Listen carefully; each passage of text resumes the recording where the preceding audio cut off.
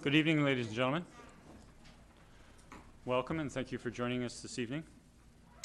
Before we start, I'd like to acknowledge that we are having tonight's meeting on the traditional territory of the Wasanic Nation. I'd now like to call our regular council meeting for Monday, May 27th to order. And we'll begin with public participation.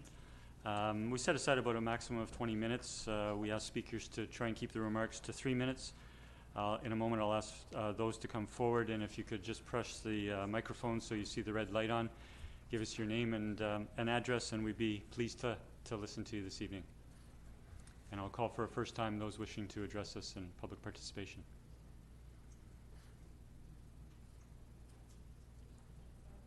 Come on up.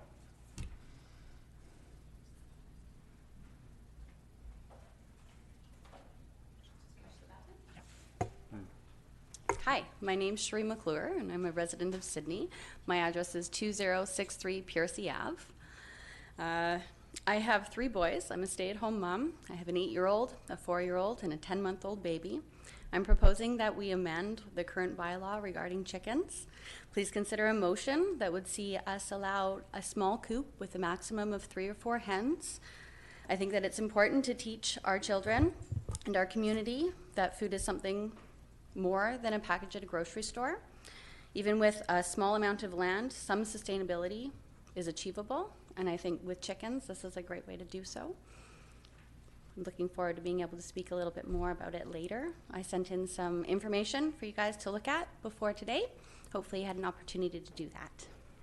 Okay, the opportunity to speak is in public participation. Is it? It is on the agenda this evening, but council will be deliberating on it on their own at that time. Okay. Sorry, I didn't know that. Okay, so I haven't really prepared a speech, but I do have a lot of research to back up any questions that you have. I know this has been brought to council before, but I believe that you guys are a new council. We have a new mayor. We're a growing community, and a lot has changed in the last 5 years. I know that a lot of different municipalities on the island and on the mainland are allowing chickens now. So I've gathered a lot of information from different bylaws in our community and in our neighboring community. I think that if you take all of the specifications, or at least some of the specifications that I've listed in my letter, that we'll be able to have a successful change in our bylaw regarding chickens, and I hope that it's able to move forward. I sent in some pictures and some designs of different coops that are suitable for backyards.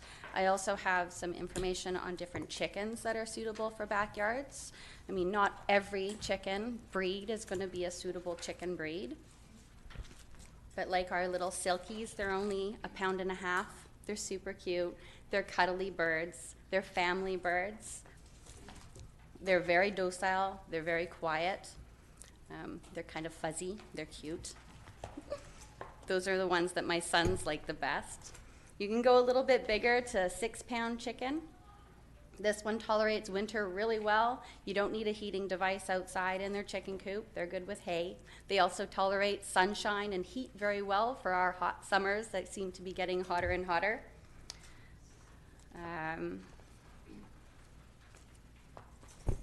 Couple of fun facts about this guy here. He actually gets along really well with dogs. So you never know, maybe your dog is going to be friends with your chicken. They're cute, cuddly pets. I know that there's definitely some questions about chickens, some downsides that people feel. You know, I took it upon myself to walk around our community and talk to people. I've spoken to 181 people. Out of that 181 people, I only found 12 people that were very much against chickens. And I couldn't change their minds no matter how much information I gave them. I was able to change 3 people's minds, though, after I gave them information. 6 people that I spoke to were okay with having them in their community, but didn't want to be part of my petition that I sent in to you guys. A couple of the questions that people had been asking me about chickens. If we could just ask for you to close up with a sentence or two in your remarks. Yeah, okay, for sure. Like I said, I think that it's a great opportunity. I I'm a citizen of the beautiful community. I wouldn't ask if I thought that it would take away the charm or character. I don't think that it will negatively alter Sydney in whatsoever, and I hope that we're able to pass this tonight. Okay, thank you. Thank you.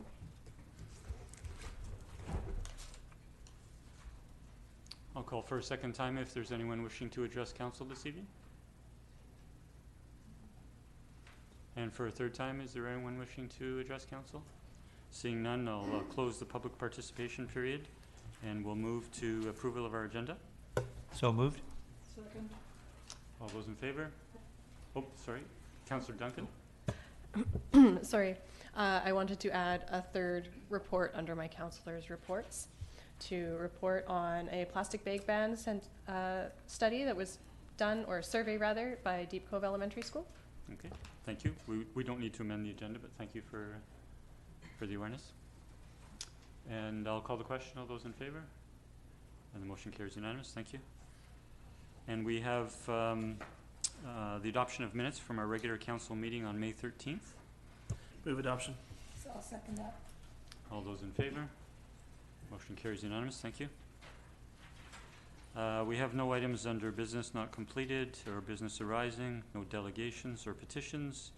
I don't have anything under mayor's report this evening, but we do have a few councillors' reports, and I'll begin with Councillor Duncan. Great. So the first one is from the CRD Regional Water Supply Commission. We have a meeting on May 15th. We meet every month. And I wrote this one up for the agenda because there is a link now. This was the first meeting of the commission where there was a live webcast, and so all of the committee and commission meetings of the CRD have now moved to live webcasting, and I thought the public might want to know that. So since April 24th, you can now see CRD meetings in video. We now have a water advisory committee, and one of the members is from Sydney. The Commission has approved updating and consolidating water licenses to continue a fisheries water release program from the Souk Reservoir. And what's really interesting about this is that we've had this fish hatchery at Charters River for quite a while. Since 1981, they've been rearing fish in the Gold Stream catchment. But the Charters River has started running dry over the past few years during the summer months due to climate change. And so in order to keep the hatchery going, they've built a larger facility further down, and now the CRD is sending them bulk raw water during the summer months. And this is not projected to affect our drinking water supply. They figure we have more than enough excess water above our needs for at least the next 20 years. So hopefully we'll be able to raise more salmon and get them out there to the orca. And that was something they wanted us to really kind of talk about in the CRD, that a lot of people are feeling strongly about the loss of these resident orca. And water conservation is something people can do at home, because that's how we help get more salmon out to them. And we've started stage 1 watering restrictions throughout the CRD, which is just what we go to preemptively when it starts reaching the warmer months. So you can check and see your watering schedule twice a week, depending on your address.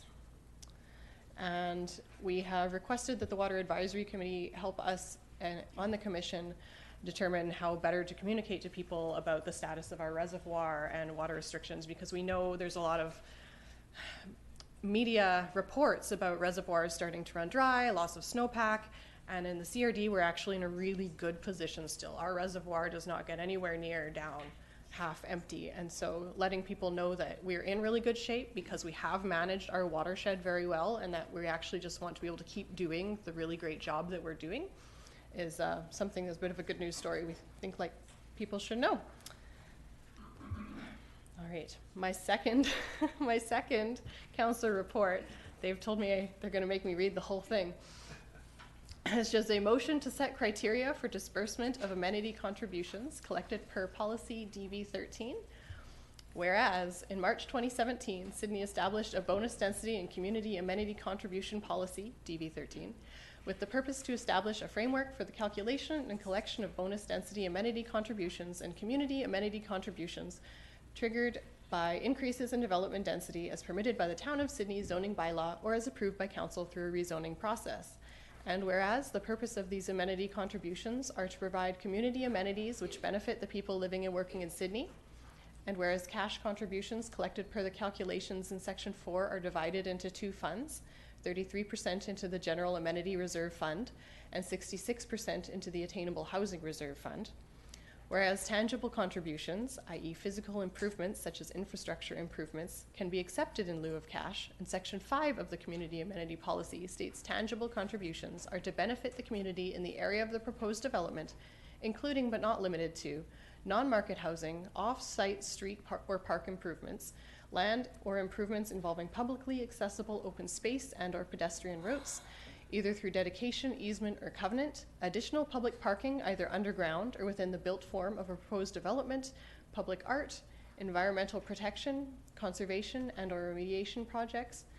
And whereas on February 26, 2019, Council, at their discretion, approved a disbursement of $10,000 from the General Amenity Reserve Fund for the refurbishment of the Sydney Welcome sign at the entrance to the town from Beacon Avenue off the Patricia Bay Highway to reduce property tax-funded capital project impacts for the 2019 tax year. And whereas on March 11th, 2019, Council, at their discretion, did not approve the use of $14,000 from the remaining $40,000 in the General Amenity Reserve Fund for a capital project to complete an infill sidewalk on Orchard Avenue. And whereas Sydney has many plans and reports that will be completed in the next couple years that may create projects that would be eligible land, capital improvement, or park amenities, i.e. detailed parks plans followed from the Parks Master Plan, the Urban Forest Strategy, the Active Transportation Plan, or attainable housing, i.e. opportunities identified from the upcoming Housing Needs Report. And whereas at the Council meeting of March 11, 2019, Council determined they required more direction regarding appropriate expenditures of funds from the General Amenity Reserve Funds prior to further fund allocations. Be it resolved that Council direct the Committee of the Whole to meet and report back on proposed criteria for eligible projects for the disbursement of the General Amenity and Attainable Housing Reserve Funds prior to the start of the 2020 budget process. Thank you. I'm not sure who that punished more for the whereas is you or me. We have it seconded. Discussion, Councillor Dunn? Second. Sorry, I think Yes. it was seconded. Yeah. Any further discussion? I'll call the question. All those in favor? Motion carries unanimous. Thank you for bringing that forward. All right. And so the last thing is that last Wednesday, I met with, it's Madame Baudry and Amand, both two classes from Deep Cove Elementary School, who went to the businesses down Beacon Avenue and asked them how they felt about plastic bag ban. So they asked each of the businesses that they were able to speak to, do you use plastic bags? Do customers have to pay for the bags? Would you support a bylaw that bans the plastic bag? And 39 out of the 50 some odd who answered did use plastic bags. Most people do not make, over half, don't make the customers pay for the bags. Over 49 out of the 57 respondents, one who apparently didn't answer, 7 who said no. So 49 out of those 56 respondents said that they would be in favor of a bylaw that bans the plastic bag. So that I thought was kind of interesting. And they sent pictures. So I will pass that down to the rest of council. I did not photocopy a package for each member of council because I felt that would be against the spirit of the green petition. So what they've asked is for us to start moving forward on creating a bylaw again for banning the plastic bags in Sydney.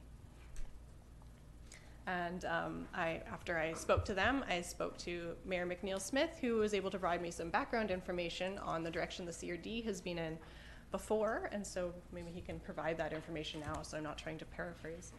Well, thank you for bringing that forward, and thank you to the school and the children who took an interest and went out into our community and brought forward the information.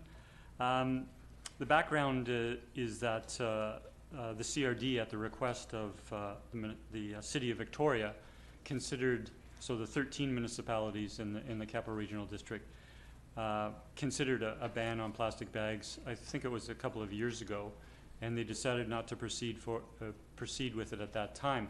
The City of Victoria did proceed with it, I think most people are aware, and it has been implemented over the last year and a half or so in kind of a two-stage pricing model. Other municipalities had considered it, in particular Saanich and Oak Bay, and did not move forward.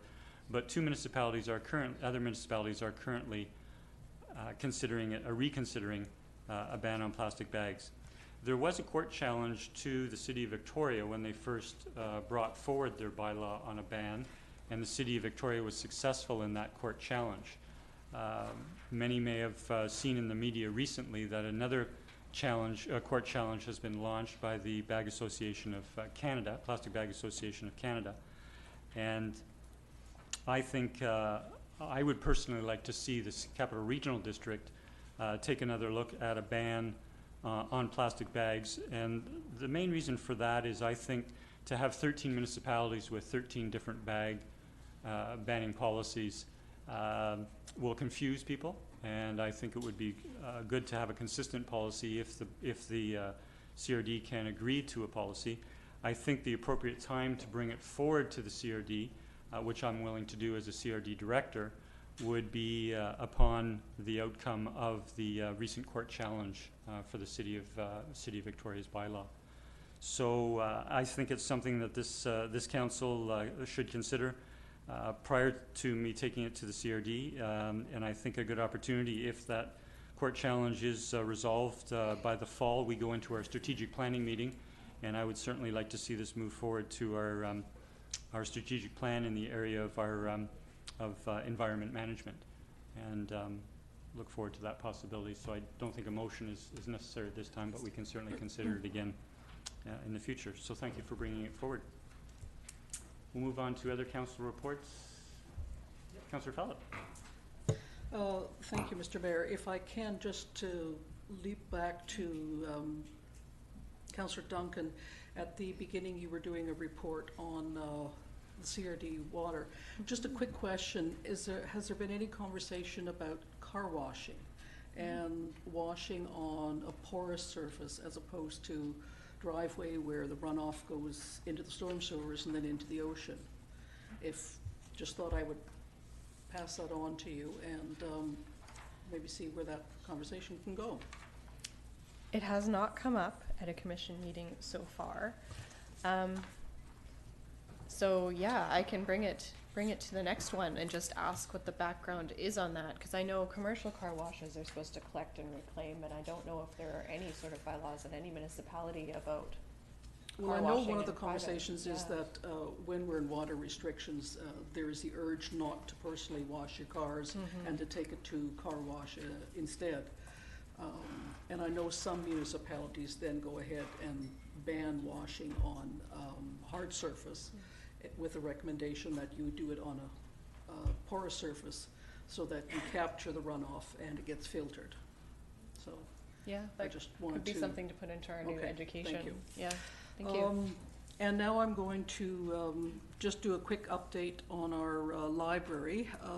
The Sydney North Saanich Library branch is up and running. They had their soft opening last week, and I know that Mayor Cliff McNeil-Smith and Mayor Jeff Orr from North Saanich did have a chance to walk through. And in preparation for this report, I thought I'd better go quickly, so before I came here, I did take a walk through a new library. It is awesome. It's quite stunning. It's open and bright and new and very, very different. There have been lots of upgrades. We've gone to 8 computers as opposed to the 6 that we've had previously. They're also putting in 3 catalog search stations using iPads. And so a conversation I had with the librarian, the manager, the branch manager, was, given our demographic, which is predominantly gray-haired and senior, what is the uptake to technology and using computers? And she said, actually, our branch has the highest internet search and self-checkout throughout the whole region of the VRL library branches. We have 76% of items that are checked out of the library are done on self-checkout as opposed to going through to the librarian. which I found interesting. Another side note, and Mayor Cliff McNeil-Smith brought that to my attention when he had his tour, that during the time that they were in the small temporary space, there was an upsurge in online searches and the borrowing of electronic material, e-books and whatnot, all increased. And so clearly, whatever our age group in Sydney, and we are certainly prepared to move with the times and embrace technology, and I thought that that was an interesting side. For anybody who isn't aware, a library card is yours for the asking. If you're a resident of Sydney or North Saanich, it's a matter of presenting your ID, and you have access to hundreds of thousands of pieces of material. It's a great deal, and I urge you to go. There's lots of great sitting areas. One thing that I noted is on the south wall, they've opened up a lot of windows. It used to be a solid wall. And one of the thoughts that crossed my mind is because we've got the outdoor exercise equipment there, it probably makes it a lot safer for the people who are also out there, because there's an oversight from people inside the library, and it's just, I think it's a win-win. It was a lot of money, but I think we've got a great library branch. And the official opening is Saturday, June the 15th from 1 to 3, and I hope to see you there. So, thank you. Thank you. It is outstanding. It's a beautiful update to a very important place in our community. Do we have any other council updates this evening? Seeing none, I will move to committee reports, and we have our committee of the whole for May 21st. Move adoption of the minutes. Second. All those discussion, all those in favor? Motion carries unanimous. Thank you. I would like to move the committee of the whole's recommendation with respect to application DV100282, that the applicant redesign the proposed gates to a maximum height of 1.8 meters, and that upon submission of a redesigned drawing set, owners and tenants in occupation of the property within 75 meters of 10455 All Bay Road be notified regarding development variance permit. Application number DV100282 to increase the permitted height of the front yard fence gates from 1.2 meters to 1.8 meters, and that any written correspondence received be forwarded to council at the time of consideration of approval of the variance. I'll second that. Any discussion? Councillor Pellin? Thank you, Mr. Mayor.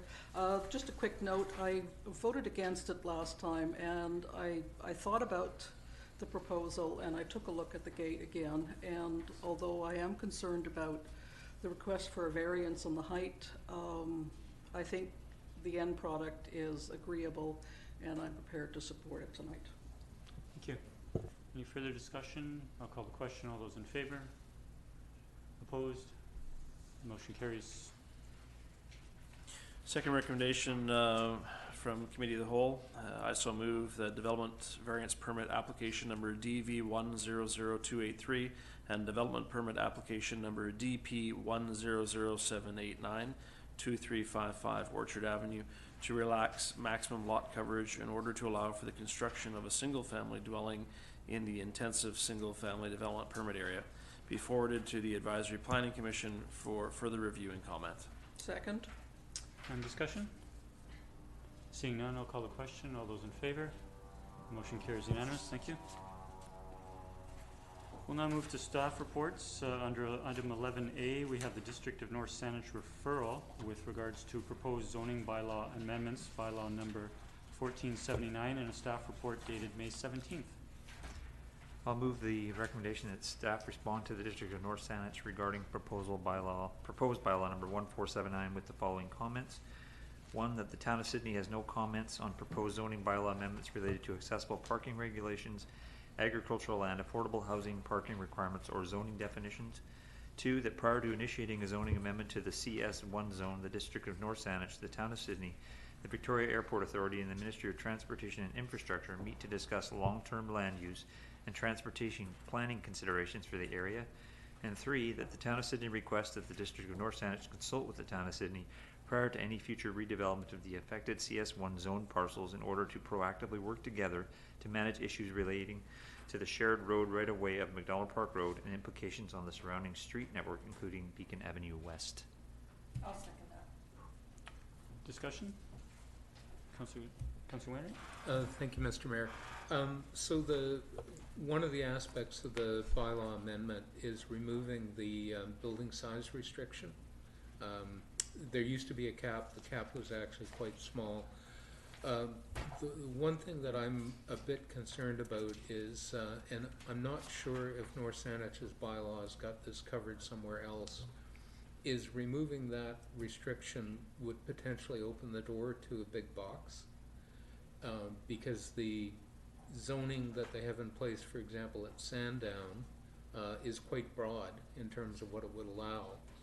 And I thought it was maximum building size that actually would prevent it.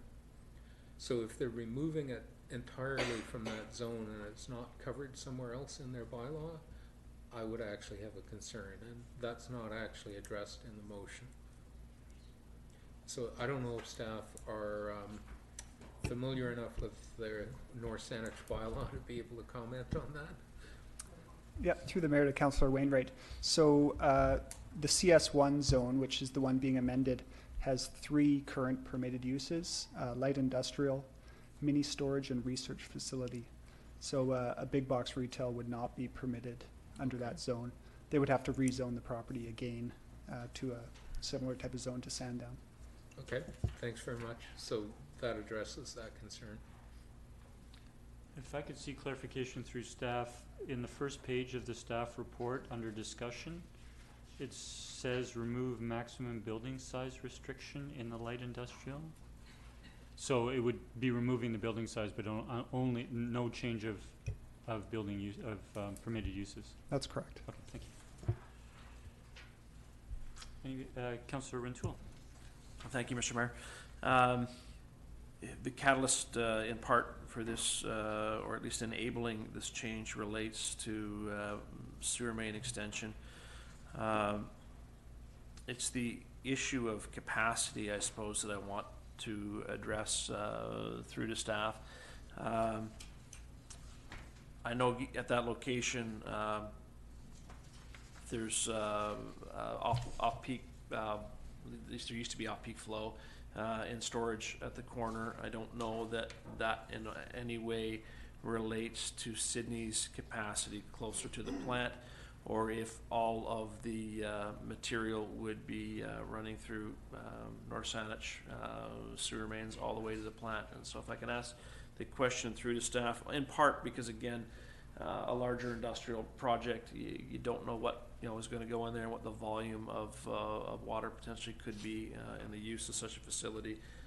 So whether or not there's a concern from Sydney's standpoint with respect to capacity at the treatment plant and the lines to the plant. So through to staff, if I may. Through the chair to Councillor Rintoul, the North Saanich system is totally independent, so their flows and calculations is all in their site. There was a new sewer line constructed in for the Canadian Tire site, which fronts that whole block, and it does run into that pump station on the corner, but it's totally independent of the city flows. Okay, and if I may, Mr. Mayor, through the staff, then there's no, from North Saanich, there's no shared flow in other areas of the municipality? Through the chair to Councillor Rintoul, no, there's not. It's all on independent lines. Each municipality, the airport authority, and the First Nations, I think they've all bought their percentages of flows into the treatment plant. And then once we hit a certain level of flow within the region, that might trigger some conversations about future expansion, those types of things, but I don't think we're anywhere near that yet. Okay, thank you very much. Councillor Wainwright. Thank you, Mr. Mayor. Regarding the capacity at the treatment plant, the plant was designed to meet capacity at the previous level of water consumption, average water consumption per capita. Based on the current water consumption per capita in CRD, and there's been a lot of efforts to adopt more water efficient fixtures, etc. Staff are estimating that the plant has got capacity for about 50 years into the future. So there's no issue at all with capacity. Yeah, and to clarify, my concern was more around Conveyance. getting it to the plant, not the plant's capacity. Thank you. Thank you. Any further discussion? I'll call the question. All those in favor? Motion carries unanimous. Thank you. Item 11B is the Capital Regional District Regional Food Land Access Program, and we have a report from staff dated May 22nd.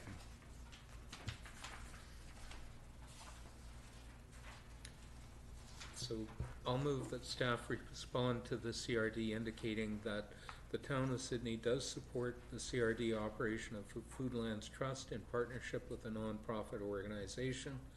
The Town of Sydney does not have land available to contribute to a regional food land access program and is not willing to participate in funding the CRD operation of a Foodlands Trust until an opportunity has been provided to review additional information related to the trust operation and associated costs. Second. And discussion? Councillor Duncan? Thank you to the chair.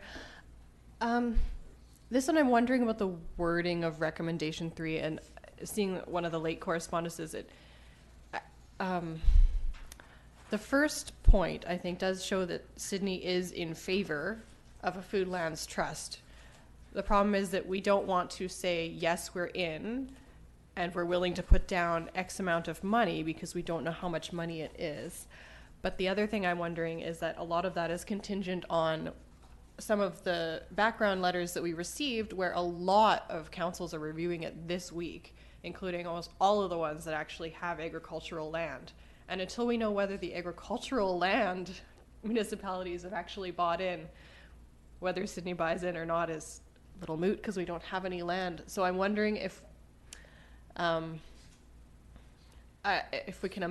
can make an amendment to, or add to the recommendation of, is not willing to participate in funding the CRD operations of a Foodlands Trust until an opportunity has been provided to review additional information related to the trust operation and associated costs, and is assured that more of the agricultural municipalities have voted in favor, particularly the District of North Saanich and Central Saanich. Do we have a seconder for that amendment? Okay, if I could just speak to it.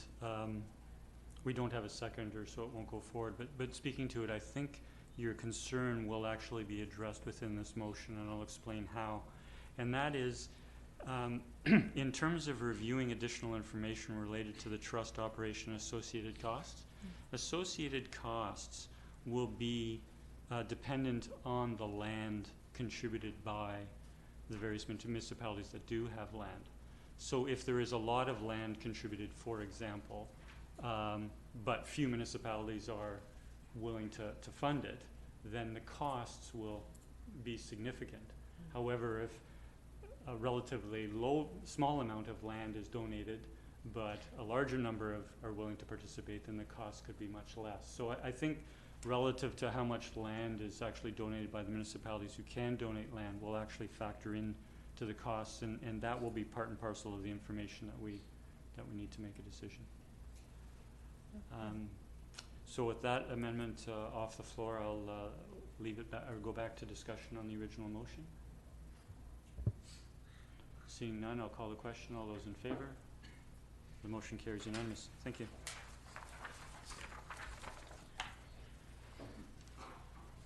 And we have item 11C, which is the Seagull study, and a report dated May 27th. Staff report. I'll move the recommendation that council receives this report for information, that staff bring forward a budget item for council consideration for the 2020 budget deliberations to implement some or all of the recommended measures contained within the report. Second. And discussion? Councillor O'Keefe and Councillor Garnett. Thank you. So I just had some questions, Mr. Mayor, through you to staff about whether there are any non-financial sort of recommendations that we could move forward with in the meantime. So things I'm thinking of as perhaps as simple as making the report available to at least those who participated in the study, to some of the businesses, hotels, the condos in the area, so they can at least start digesting it and looking at it, and maybe it might they might find some useful things that they could start doing on their own without waiting for the town's budget process. If I might yeah. comment on that, I think, you know, given that the entire report is in this evening's agenda, it is available online or available to pick up from the town. And so I think it's a public, you know, public document that those interested could certainly access. In terms of your earlier point, in terms of options, non-financial options, I think staff, when they're considering what they'll bring forward, will consider such options, and if they have a cost bearing, you know, that will be factored into the discussion. But I'm open to, if you want to have further comments and others. Yeah, well, yeah, I know it's available online, but I just thought as a courtesy, especially to those who participated, to notify them that the report is now available and here's where you can access it and get additional information. Okay, That's and all. Councillor, thank you. Councillor Garnett. It's an interesting study. I learned a lot about seagulls I didn't know. Pretty much everything now I know about seagulls I didn't know before I read the report. But, I guess one of the problems I have with, obviously, I'm not going to cull or shoot them. That would be, wow, way out there for me. But the spikes, it seems cruel. I mean, I know it's meant as a deterrent, but do we have any kind of numbers on how many seagulls get badly injured by landing on those, and how that impacts them? You're saying none? Zero? Okay. They're just a little smarter than we. I'm sure most of us would probably sit on them. I don't know, but I mean, I like the idea of this mock-up thin sheet of metal, but it just, I don't know. I'm looking at the pictures of these spikes and thinking, man, is anybody losing legs, wings, like faces? It's just nasty. So, but if you're saying that's they're fairly smart and don't go to those, then I guess, you know, whatever. I'll wait for the options to come forward. But thanks. Okay, thank you, Councillor Fallett. Thank you, Mr. Mayor. Just further to Councillor O'Keefe's comments, is this perhaps something that we can do a link on our website, just to remark that it's there, and in the next town talk, make a note that so that people do know. And further to that, I'm always blowing away what we as councillors have to sort of wrap our head around. I mean, we go from Foodland Trust to Seagull Study, and geez, it's amazing. Anyhow, through you to staff, if I may, is this something that we're going to sort of in new builds, when we're looking at people who are putting flat roofs and whatnot, recommendations that they address that right from the get-go? Through the mayor to Councillor Fallett, yes, staff do bring this up with proponents for new development applications, especially in the downtown core, to talk about ways to encourage birds to go elsewhere. Is this going to be mandatory, or is this recommended, suggested? We are about to start an OCP review process, which will include a review of the design guidelines, so we could consider putting something into the design guidelines. I don't see it being something to put into the zoning bylaw, but it could go into design guidelines, and we do definitely discuss it with applicants when they come forward. Thank you, thank you. Thank you. Good point, and Town Talk is good reference, given that this study was only completed last fall. Councillor Duncan. Thank you, Mr. Chair. I guess further to Councillor O'Keefe and Councillor Fallett's points, one of the points was J, point J at the bottom of his report, to have a discussion with one of the business owners in our town to determine an acceptable way of reducing the rich source of food he provides to the gulls. Mm-hmm. And a number of other businesses and addresses were named within the report, and I'm wondering, since there would probably not be a cost option with that, if we could send them perhaps a friendly letter just to state this report has been done and some issues were noted, and could you perhaps take some initiative of your own before, rather specifically, and not just the general public? Thanks. Mr. Humble? Yeah, if I can, there has been actually attempts with the operator of one business in particular on our wharf to look at it, potentially addressing that, and there's been a level of reluctance, but we'll certainly follow up with a letter and a copy of the report as well. Okay, thanks for that update. Other further comment? I'll call the question. All those in favor? Motion carries unanimous. Thank you. We'll now move to the Kids Don't Float program, and we have a staff report dated May 21st. I'll move the recommendation, one, that council approve the installation of an additional Kids Don't Float PFD station to be located on the seawall between the beach access at the vicinity of Glass Beach, and two, that council authorize staff to determine the exact location and assist with the installation. Second. Discussion, Councillor Fallon. Thank you. Through you to staff, is there any indication of lost inventory on the vests that we've got out there right now? Through the mayor to Councillor Fallon, the volunteers diligently check them out. They do get some damage over the winter months. Believe it or not, they get more donated life jackets that show up, and then they've got to go through the certification process to make sure that they're safe and fit for use. But the volunteers are extremely passionate about it, so they're monitoring them at all times. Same during the storm weather, there's opportunities for wear and tear, hanging hooks and things like that. But they've got it all dialed in, and they're on top of it, and there's no inspections that are done. Thank you for that, Mr. Robinson. That's really nice to hear, and I know going past, I frequently see, one's missing, and then all of a sudden, it's back, so obviously it's in use. But I think this new location down Glass Beach is a smart thing to do, so very supportive of this. Are there any further comment? It's nice to see the program expand. I think it was a great program introduced to the waterfront, and I'll now call the question. All those in favor? Motion carries unanimous. Thank you. We'll now move to item 11E, the Sydney Museum exhibit and their opening ceremony. We have a staff report dated May 21st. I will make a motion that the Sydney Museum be granted permission to use the Beacon Avenue sidewalk and road to Centerline, fronting 2423 Beacon Avenue for the Chief Dan George exhibit's opening ceremony on June 21st, 2019 from 9 a.m. to 11:38 a.m. on the following conditions. One, that Sydney Museum provide the town with proof of $5 million liability insurance naming the town of Sydney as a third-party insured during the course of the events. Two, that Sydney Museum conform to all town bylaws.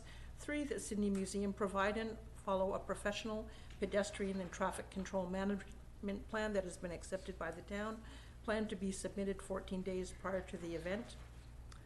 4, that Sydney Museum arrange a meeting with town staff, the fire department, and the RCMP to review safety traffic requirements at least 7 days prior to the event.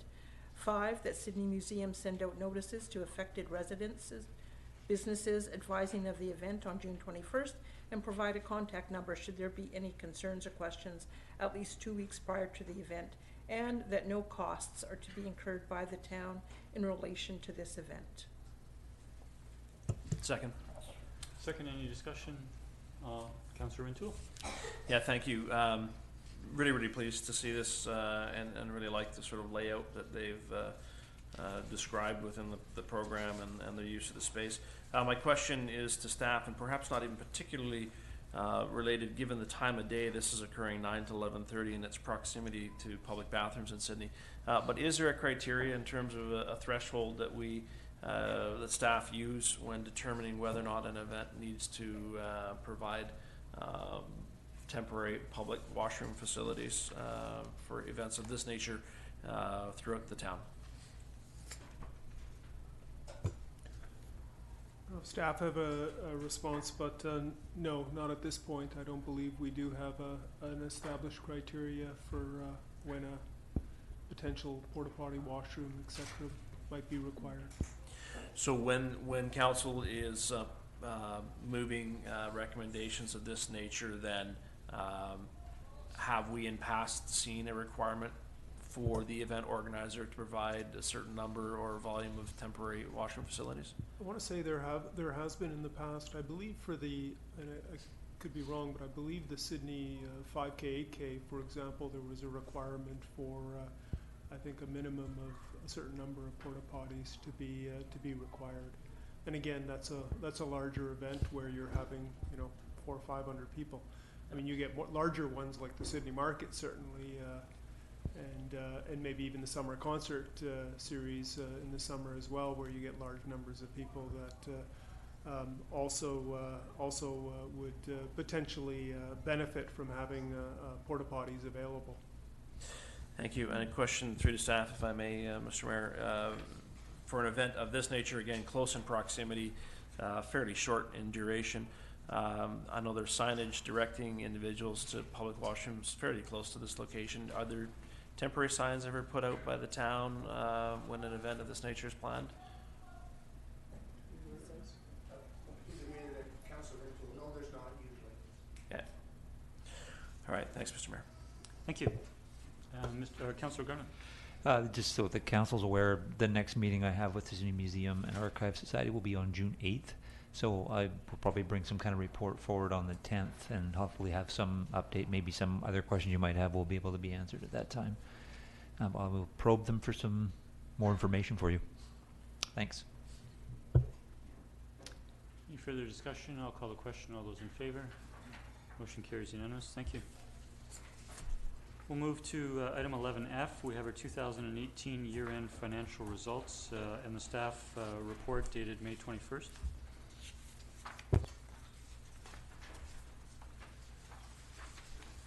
And I believe there's a recommendation at the end. I move that this report be received for information. Second. Discussion? Councillor O'Keefe. Thank you, Mr. Mayor. So a few questions that I have. I'll say up front how many you can expect.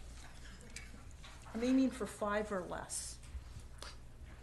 And I had some feedback from Mr. Hissick prior to the meeting, and we agreed that we'll go through them anyways for the benefit of the audience and those listening. So one of the questions I had was on page 3, and actually we'll just go to page 4, number 3 about election expenses. And so I noted that our costs were higher because School District 63 didn't contribute due to the single candidate being acclaimed, and we budgeted $4,000, which I presume was 2/3 of the total costs, which I presume then would have been a total of $6,000. However, total expenses were $18,856. And so I was just wondering if there were other factors besides the lack of contribution from the school district that led to the increase in the costs. Yes, to the mayor, through the mayor to Councillor O'Keefe. So the school board, actually, we have an informal agreement with them, and they would pay for 1/3 of the costs. So this year, the candidate was acclaimed, so they didn't pay. They only paid for the first part of the advertising costs. So they didn't pay for the larger cost with the 2-page spread, which was a new thing that we've done with the North Saanich and Central Saanich, trying to get people out. So they pay for 1/3 of advertising, which was quite a lot, 1/3 for the ballots, 1/3 for rental, and 1/3 for staffing. Now staffing, we also had a few more people than normal, but it was the election expense, advertising. We spent a lot on advertising this year with North Saanich and Central Saanich. Okay. And we've made a note of that we will be requiring a bit more staff. During this past election, we noticed a lot of people going to the advanced polls than normal, and so we will need to staff it more than we used to. We used to have 2 people, sometimes 3, but we're going to have more. Yeah. Thank you. Next one. Please. Okay. So the other one was about on page 5, number 10, solid waste. So I was just curious about the increase in costs. It sounds like it's due to discarding of household items. So I presume that's people dumping their old couch on the curb or things like that. And I'm just curious about how big of an issue that's becoming, whether there's bylaws in place against the practice, whether there's anything else council could do to mitigate that situation. Thank you, Councillor. I'll begin and I'll let Mr. Robinson add any points he might have. While the pickup of curbside refuse was a factor, it wasn't the largest one in this overage. It's related to the downtown pickup, largely due to volumes from our successful events, including the summer market. As for the pickup of household waste, we do have a bylaw against that. It's part of our streets and traffic bylaw, but it's very difficult to enforce, as often you can't tell where exactly it came from. So often it's less costly and in terms of time and money to just take it away and dispose of it properly rather than just leave it out unsightly. So as much as we'd like to prevent it altogether, we don't think there's any effective way to truly put a stop to it. And with that, I'll let Mr. Robinson add anything he might want. Through the chair, Councillor O'Keefe, it is a difficult issue to deal with. Again, people are fairly covert in their activities. It's usually not in their own frontage unless they think there's a value. It's pretty, it'll end up on a property line or it'll end up on a corner of an intersection. A lot of the stuff does get picked up and then gets discarded in other areas. Certainly the West Sydney industrial area, we pick up a fair bit of beds and old furniture and things like that in that area. It's just not really worthwhile trying to track it down. But it's just like the graffiti. If you remove it as quickly as possible, you have less of a tendency for the trend to go there. So that's kind of the model that we're following on that. So there is activity every week. I wouldn't say it's overly onerous, to be quite honest with you. I know the City of Victoria has a budget of several $100,000 to deal with the boulevard garbage that rolls through the city. But we're not doing too bad, but it is a price we have for the business that we do. Thank you. Please continue.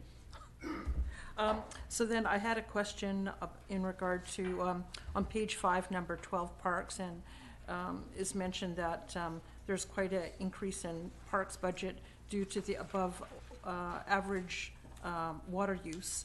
And so the question I was asking is whether parks is considering other options for plantings to reduce need for water switches, switching to drought-tolerant plants and xeriscape landscaping. And I understand that staff is proceeding with those plans, I believe. Through the Mayor, Councillor Cook, certainly it's been mentioned and identified in the Parks Master Plan to look at other alternatives for planting. Certainly our neighborhood parks, that's an easy one to deal with. Certainly the downtown beautification, the flowers, some of the green spaces that we have. We feel that there's a perception that the community likes that and would like us to continue with that. Certainly if we were in a situation where we did have significant water restrictions, one of the first things that would happen would be the reduction in irrigation in a lot of our green spaces. So that's just as we get to the next stage in water restrictions that we would look at that. Certainly if council had a preference to make a priority on this and ask us to investigate in detail, we could certainly have a lot better look at it. Native plants, a little bit more drought tolerant. They certainly don't have the floral display that Sydney is proud and used to having, and it's kind of the level of expectation that we feel the community wants in our busy downtown areas and our community parks. Thank you. And then the last one was to do with infrastructure projects. So I was just noticing that there was a few that were fairly over budget: the Rest Haven paving, the EPCO storm pipe, the volleyball court, the solar panels. And I know with these things, it's sometimes hard to anticipate things that might come up. And so I was just wondering, in terms of process, what sort of consultation is done between departments like engineering, parks, and water when these projects are being planned, so that we can plan ahead for issues like trees in the way or water mains that need to be moved around, or and try to include those things in the costing ahead of time. Yeah, so I'll leave it at that. Just helping us to understand a little bit more of some of those challenges with dealing with those things, unexpected things you deal with in the larger infrastructure projects. Through the chair to Councillor O'Keefe, there's a few changes that have happened. Certainly, we're very fortunate in the town of Sydney. We've had a 20-year infrastructure renewal plan for well over 20 years, so we're ahead of the curve on that. But some of the strategies and the models that we use and our costings are a little bit outdated. We've lost the opportunity for a local landfill site, so our trucking costs, our pricing to do business has gone up quite significantly. Asphalt prices changed a fair bit as well. And then the methodologies of how we do work, handling materials, asbestos and water mains, things like that, have a whole different level of occupational health and safety protocols that we have to follow, which slows the work down, which changes some of the way that we do our work, and that hasn't really been identified in some of our older budgeting numbers. Certainly the recent modeling that we've done on our three major utilities, plus our pavement condition assessment that we did last year, we haven't blended those into our road infrastructure renewal plan, but those models and that pavement condition assessment are going to be extremely valuable as we prioritize our infrastructure improvements in the future. And then we want to be proactive where we're doing our designs and our subsurface investigations for conflicts, probably the year before we do the build, and that will buy us a little bit of time to give us a much more value-added cost estimate on those particular projects. Great. Thank you very much for that. Thank you. We have Councillor Fallot and Councillor Rintoul. Thank you, Mr. Mayor. Through you to staff, if I may, on point number 51, it's something I've been meaning to ask for some time and I keep forgetting, and this report just brought it out. In regards to the Lockside cycling trail, right now I believe it's coming off of Lockside through the roundabout and going west onto Ocean. And because there's a realignment of the pathway south of the CSB, as opposed to right now, it's north of the yard work, what is there a safety concern right now with using the roundabout for the cyclist and maybe just bring them further up north and have the path carry on Orchard as opposed to Ocean? Through the chair to Councillor Fallot, certainly I believe the CRD mapping has already changed everything to Weiler. Their new publications and that are going to show the Lockside Regional Trail route go from Lockside up to Weiler and then go on the linkage along the highway. There was a stretch from Mary Winspear to the Weiler overpass that Okay. used to be maintained by the town of Sydney. So with the transfer onto the street, the CRD has agreed to take over that little stretch that we've got the solar lighting on that we used to maintain. They're certainly in the process right now of renewing all the lease agreements that they have on the Lockside Trail. They're hoping to do it as a general document with all the municipalities, but they end up having to go to each municipality specifically to deal with that. The safety issue, it's really hard to say. Certainly our locals are aware of a little bit of the gridlock that happens around the work yard and the activity that goes through there. So to move it to the north does make a lot of sense. I think the roundabout, personally, I think that traffic flow and the cyclists that get involved with there and to come up to, let's say, the first block of Ocean to 6th Street and then have some signage directing them over to Orchard and then up through that linkage there does make a fair bit of sense. And certainly when we get the build done, that's kind of the approach that we'll take. I think with the divided 5th Street beyond the roundabout, the movements for cyclists and maybe some visibility issues to go right from 5th Street and turn a left or a right onto Orchard could be problematic. But we can monitor and see what the result of Okay. that is. We do have a little bit of bike lane on that first block of Ocean. Yes, yeah, yeah. Park, so to have some signage that moves it over, I think that's a reasonable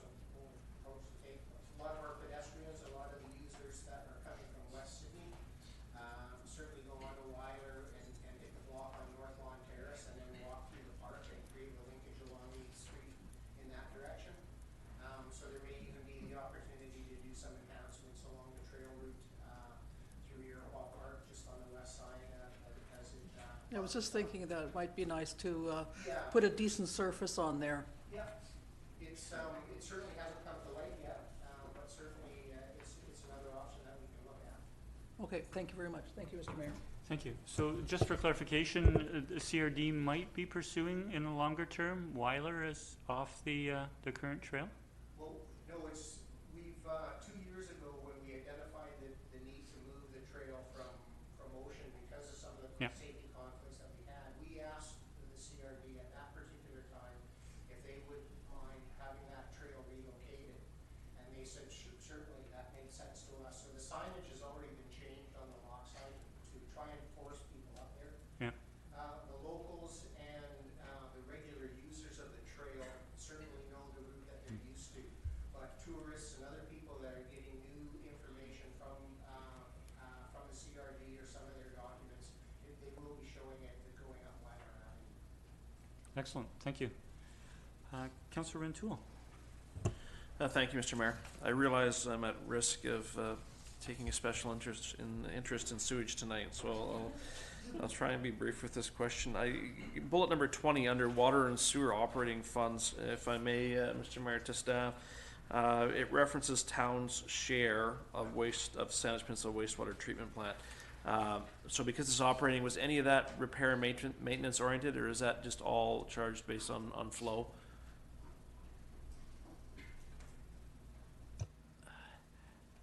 I'm afraid I'm going to have to ask you to maybe clarify that a little bit. Is it the... Slide 20 under water okay. and sewer operating funds.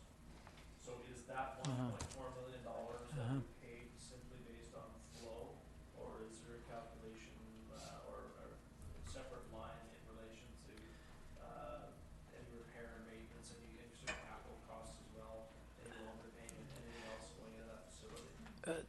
That 1.4 represents the portion that was paid to the CRD for that contracted service. I don't have the detailed breakdown of exactly what makes up the entire budget. It would largely be all of their operations and whatever they're putting aside for capital and reserves. Okay, I'll leave it there. Thanks. Thank you. Councillor Wainwright. I sit on the Saanich Peninsula Wastewater Commission. So the levy to Sydney is primarily the operation of the plant based on flow. There's also a levy for the stormwater programs, which include source control and monitoring of outfalls and that kind of thing. And that's not based on flow. There's a different formula for that. There's also a small levy which relates to the oversight management of the liquid waste management plant, which CRD does on our behalf. That's not big. The treatment plant actually has no debt, so there is no debt levy, and the only capital projects it has are funded from their DCCs and reserves. So we're not getting any levy for capital projects or debt repayment. So it basically is just for operations, but they're different formulas for different aspects of the operation. Thank you. Councillor Garnett. Thank you, Mr. Mayor. Through you to staff. With regards to the EPCO work that was done last year, know it quite well because I work in that area. I wonder if there's any thought given to the fact that because it went so far over time, adjusting the corresponding signs just to let the residents know. Somebody was kind enough to take a felt to one of the signs last year and was not very nice, but just to let them know that it's going to be longer. Not doesn't have to be precise, but just to give them an indication of how much longer the work's going to happen. Just so just as a courtesy for the neighbors. Thank you. I think the point is noted by staff. Thank you. Any further discussion? I'd just like to make the comment to thank staff for this report in a few ways. First is that it's extremely helpful to have, the discussion in Schedule A of surplus monies, what surplus monies are, what adequate levels of surplus are in the 3 funds in the garbage utility, and the other discussion. And then to have the actual budget broken out into over 100 line items, and then have 66 detailed notes on items that had somewhat of a variance, I think is extremely helpful. And the language in the notes is, to put it simply, is great for the layperson, to understand a complex budget. The budget binder that council was received earlier this year was some 300 pages and a lot of detail. And I think when you look at the results for the town and explain this way, it's very understandable. So thank you for that. Without any further discussion, I'll call the question. All those in favor? And that motion carries unanimous. Thank you. We'll move to item 11G, the staff expense policy, and a report dated May 21st. I'll move the staff recommendation that council approve the amended staff expense policy FN/004. Second. Discussion? I'll call the question. All those in favor? Motion carries unanimous. Thank you. And we'll move to item H, which is the monthly building report for the month of April. Move receipt for information. Second. Discussion? Call the question. All those in favor? Opposed? Motion carries. Thank you. And we're now on to other reports. And we have item 13A under correspondence, a request. We have 3 letters, an email and 2 letters. A request for a bylaw amendment for urban hens in Sydney. And we have a copy of a previous staff report dated August 6th, 2013. Sure, I'll move the recommendation for the purpose of discussion that council not proceed with amending the animal license and control bylaw to allow the raising of chickens in the town of Sydney. Second. And discussion? Councillor Duncan and Councillor Fallon. Thank you, Mr. Mayor. My personal feelings are that I would be in favor of this. They'd come around to me before I was on council. I probably would have signed this petition. Though I see the bylaw also has poultry, rabbits, and farm animals. So goats, rabbits I thought was a little strange. I'm wondering, there are about poultry such as quail or to have rabbits or something that was a bit more of a toe in the water to see how people took it. I do worry, as the staff discussion says, they had an open house about it last time it came up, and nobody who was in favor showed up to the open house, and it was just full of people who weren't in favor. This time we have a petition that shows there are quite a few people in favor. I worry that the same thing would happen again if we actually had an open house again, simply due to probably the demographics of the people who are in favor or not. And I urged the petitioners to probably seek a little more public engagement on their own, perhaps with the City Community Association or otherwise, before they brought it forward, just to get it, I guess, give council a bit more of an idea how much has changed since 2012 and 2013. One of the letters here does point out that the biggest consideration is, of course, just what happens when the layers stop laying and then they end up in shelters, which, of course, somebody points out this is what happens with dogs and cats anyway. Rabbits get released as well. And I suspect that's why rabbits are in the bylaw in the first place. But I'm not sure if having a bylaw that forbids, as she says, responsible people from being able to own the pets or the animals is the best way to deal with that, or the proper mechanism. So I feel like going straight to amending this bylaw would be premature, but at the same time, I would like not to shut down the conversation at this point in time. Councillor Fallon. Thank you, Mr. Mayor. I would also like to thank the speaker who spoke earlier this evening in favor of it and brought this whole thing forward. applaud your passion. I have to say a number of people from my last term and early into this term have approached me and talked about urban chickens. So I did a little bit of research. I spoke with the SPCA today. I had a nice email from the manager of policy and companion animals, head of the SPCA in Vancouver, who sent me their bylaw. Also a link to the district of Squamish, which has a urban chicken bylaw. Language in that bylaw is very good and very precise. I didn't unfortunately get a call back from the CRD. The manager there has a bit more experience with urban chicken situations in the CRD. Now, one of the things that certainly has come out is what happens with the manure.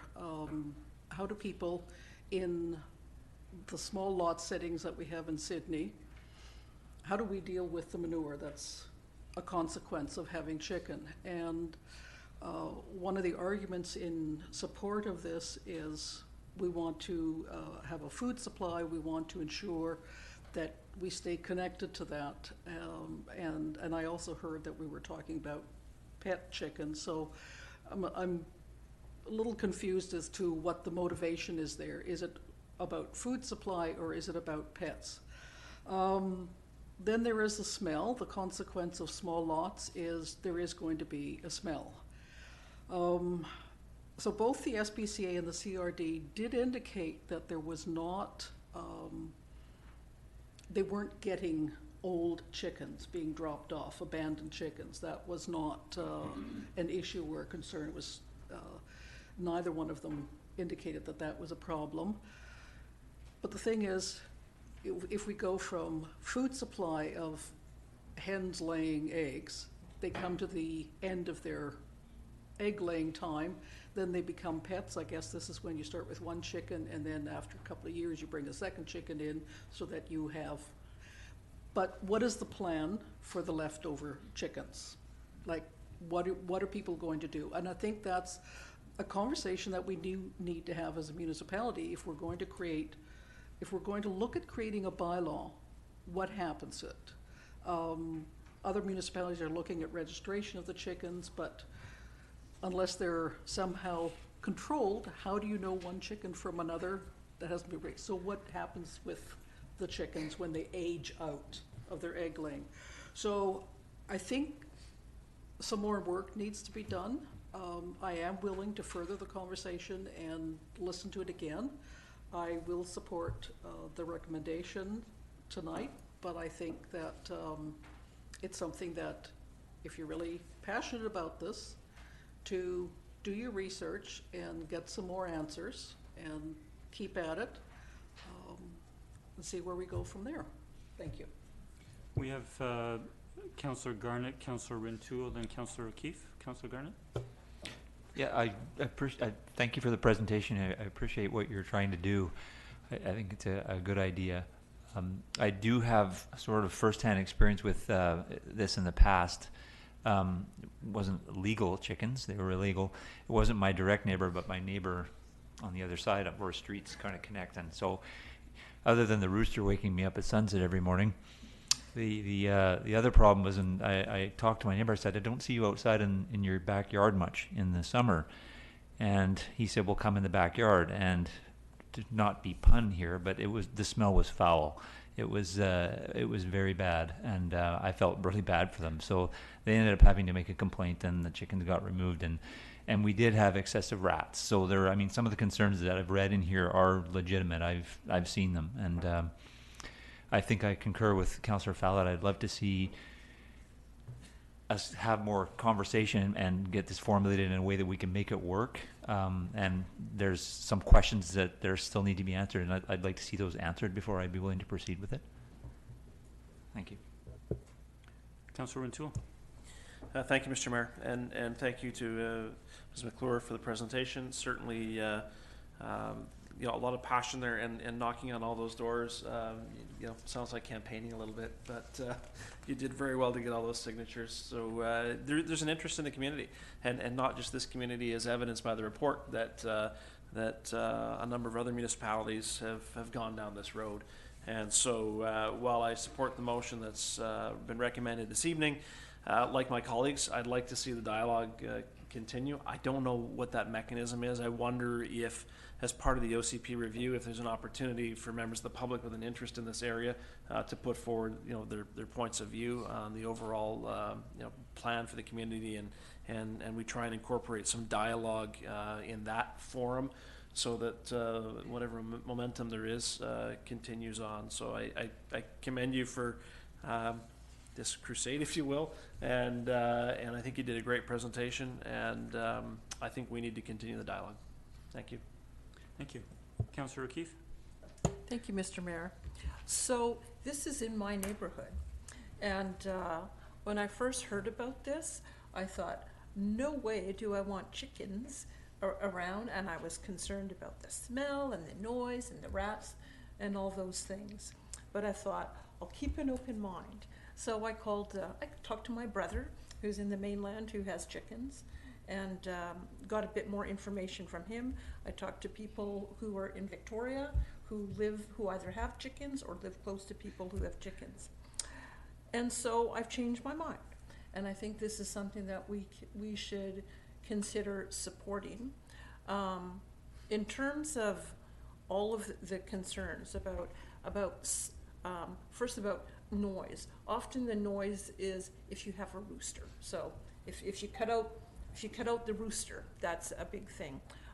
My understanding from people who have chickens is the noise that they make is they do a bit of clucking in the morning when they lay their eggs, but aside from that, it's not a huge amount of noise.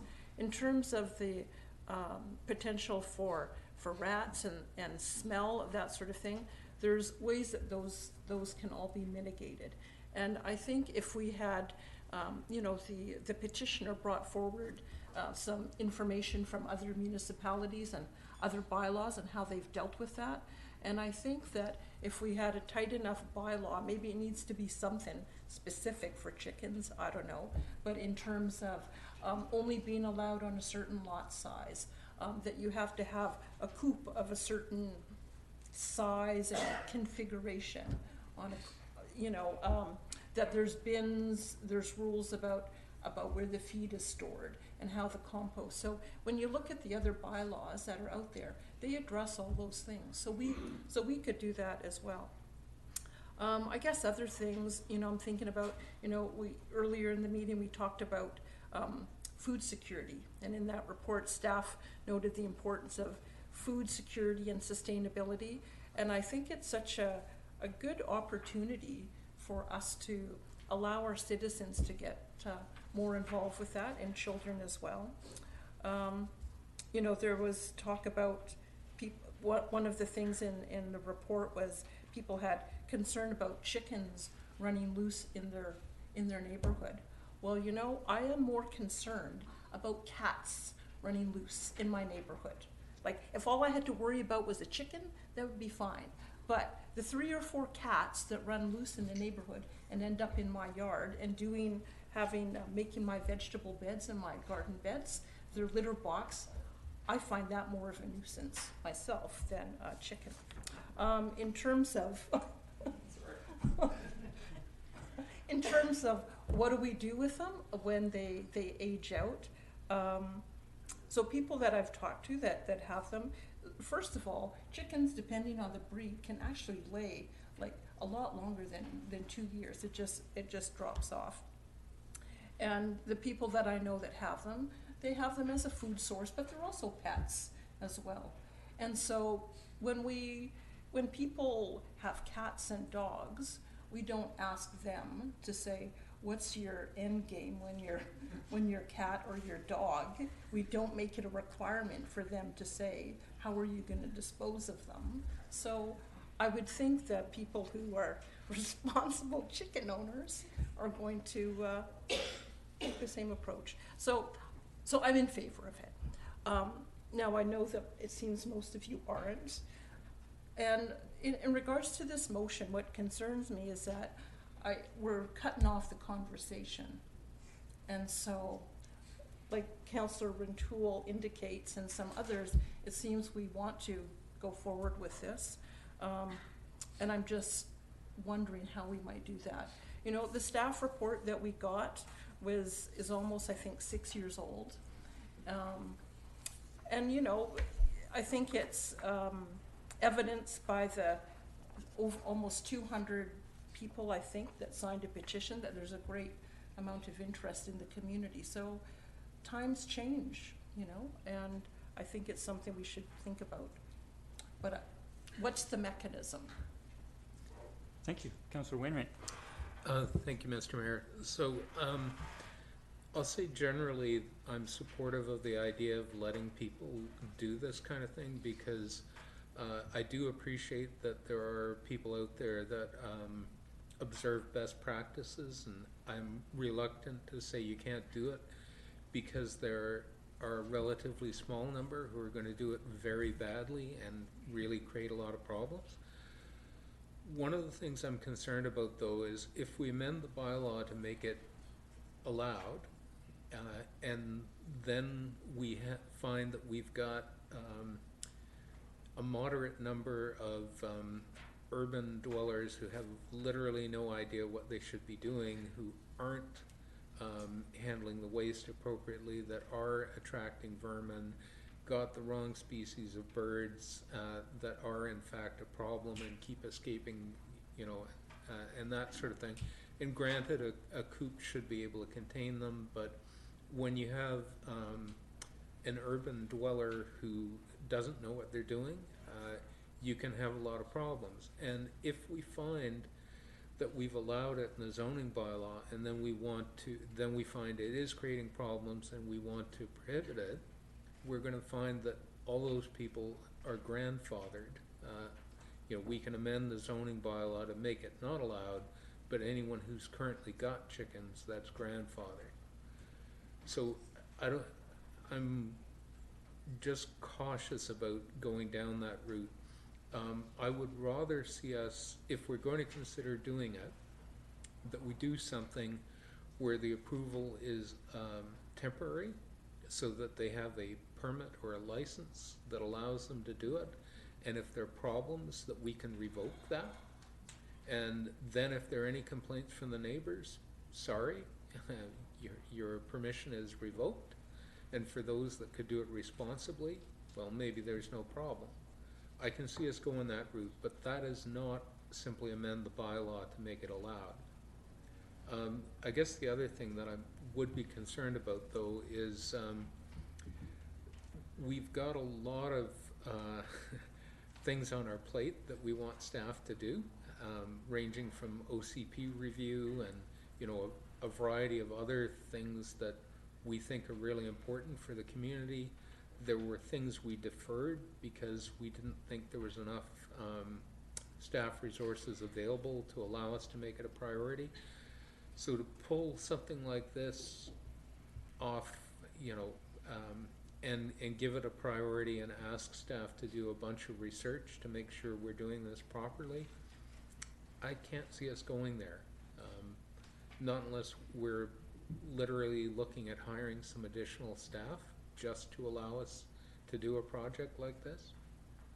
Because really, when we went through our budget planning and our strategic priorities, it was crystal clear that we didn't have the staff resources to let us do everything we're interested in doing. And if I compared this, the priority for doing this, against some of the things that kind of fell off the list, I just can't see giving this a priority over those. So even though I'm generally supportive, I'm not willing to reallocate staff to make them do this as opposed to some of the other stuff. Thank you. Councillor O'Keefe. And Councillor Powell. So I also share Councillor Wainwright's concerns in regards to urban dwellers who decide, like, hey, let's get a few chickens, you know, how much work can that be? And they find out that it's more work than they thought. And so I guess what I would see is having a bylaw that was tight enough that made very clear up front, as I mentioned before. You have to have the lot size of this, there has to be setbacks of this, you have to have a coop that looks like this, and perhaps as suggested by Councillor Wainwright, I believe, is there's a permitting process, so I don't know whether it's $50, $100 to get your permit or your clearance to raise chickens, and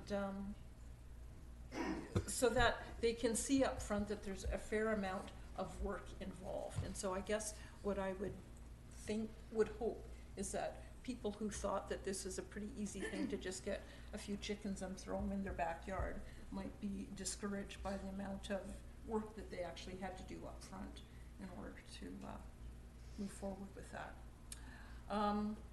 In regards to the amount of time that staff would take, that is a concern as well. I'm just wondering if, we wouldn't necessarily be starting from scratch. There seems to be a number of local municipalities that have already got similar bylaws, so whether that would at least give us a little bit of a jump on things. Councillor Fallon. Thank you. I would urge council to take a look at the District of Squamish, their bylaw, the urban hens. They've got 6 steps to keeping hens. Review and understand the bylaw. Research and understand best practices to keeping urban hens. Register your interest. Build your coop as per bylaw. Contact animal control to schedule an inspection before you can get your hens. So they've got it all well mapped out. It is well worth reading. It's a short document, but I think what Squamish has would address the points that Councillor Wainwright and Councillor Keefe brought up. I will carry on with saying that I am going to go with the recommendation right now. I would also ask the proponents to keep this on our radar. Come back, do some research, answer some of the questions that you've been hearing that have been here at the table, and bring this back again. I think it's fair that with what we have on our agenda over this next year is an onerous task both for council to deal with the OCP review as well as certainly in staff and the rest of the community. But I don't think that this conversation needs to stop here. I think you've done your job to bring it back up to this council's radar, and you've got a lot of support to carry on the conversation, and I would urge you to go that route. Thank you. Councillor Cleave, one last point. Thank you, Mr. Mayor. So in regards to the proponent on this issue, I guess if I was them, I would be saying, what else can I possibly do? I think it's sort of in our court in terms of whether we decide we think it's a good idea and we want to put staff resources to it. So I guess I would be concerned about asking the proponent to come back again with, I don't know how much more information, so whether that's realistic. I guess the other thing percolating in my head, whether it's something that that members of council who might have an interest to form just a little ad hoc committee, do some research on our own, look at bylaws in other jurisdictions, and bring something back for council's review, whether that's something that staff would be comfortable with. Councillor Garnett, thank you for that. Was this a question through to staff? Yes. Thank you. Yeah. If I may, Mr. Mayor. So I think to Mr. Wainwright's, to Councillor Wainwright's point about staff resources and time, and indeed there would be some required staff time to be able to do the type of investigation and look at other case studies, other municipalities that may have already been doing this. Again, looking at municipalities that are also similar to Sydney in terms of lot sizes, densities, multifamily residential components, that kind of thing we would want to look at as well. I think what's key here is that there's multiple potential bylaws that would be involved. You've got the animal license and control bylaw, you've got the zoning bylaw potentially in terms of accessory buildings and structures, setbacks, elements as part of it, miscellaneous fees and charges bylaw in terms of if we're talking about licensing costs, etc. So there are a number of elements to this, and I think when you start getting into it, there's some complexities that I think need to be fully reviewed before we start really delving into this, and staff would want to take the time and do that research. What I would suggest, if council has a potential interest in looking at this, is allocating some future time for when staff might come back on this, and whether it's sometime in 2020, for example. And again, we could talk a little bit more about this maybe during our strategic planning, and see what other potential priorities might be on the horizon as well. And if there's a desire, staff would certainly do the research and come back with some options for council's consideration regarding what bylaws might be impacted, and what strategic approaches might be taken by council if they want to consider this. Thank you, Mr. Humble. I'm seeing no other. Sorry. You okay? That's great. Thank you. I'll just add. I won't repeat. As some of Councillor Fallett's and Councillor Rentul's several thoughts I share. I support the recommendation at this time. Thank you for the presentation this evening. I, in particular, support Councillor Fallett in that I think there can be a further conversation. I think, given staff resource, the appropriate time for council to consider on our end would be through our strategic planning process, where we have a number of things to come forward. The one thing I'll mention is, having been around the region and lived in a couple of different parts, Sydney is amongst the most compact. I mean, apart from Government Street or Douglas Street, but in terms of urban residential, we're very compact with a lot of multifamily, a number of small lots, which we're doing in an effort to densify in our compact community. We live on a largely agricultural-based peninsula, Saanich, Central Saanich and North Saanich.